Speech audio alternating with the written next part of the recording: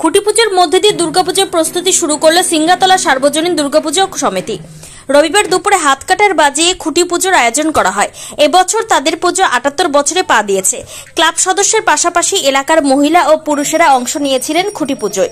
নিয়ম নিষ্ঠার সঙ্গে পুজোর আয়োজন করা হয়। ক্লাব সম্পাদক চন্দন দাস বলেন, প্রতি বছর তাদের ক্লাবের দুর্গাপুজোর মূল আকর্ষণ থাকে দেবী প্রতিমা এবং আলোকসজ্জা। প্রতিমা শিল্পী আসেন নবদ্বীপ থেকে। পাশাপাশি বিভিন্ন সামাজিক কাজকর্ম ও সাংস্কৃতিক অনুষ্ঠান অনুষ্ঠিত হয় পুজোর কয়টা দিন। প্রতিমা বিসর্জনের পর একাদশীর দিন পাড়ার বাসিন্দাদের নিয়ে বিজয়া উৎসব করা হয়।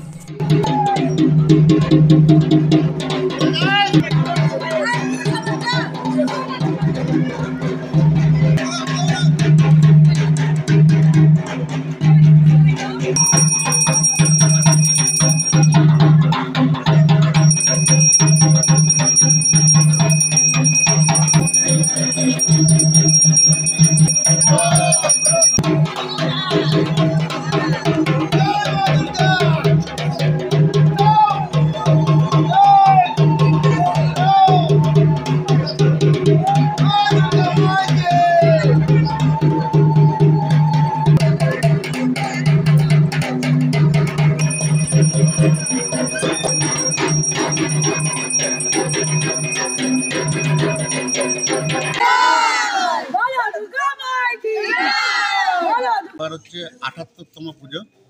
আমাদের মূল আকর্ষণ প্রতিমা এবং আলোকসজ্জা।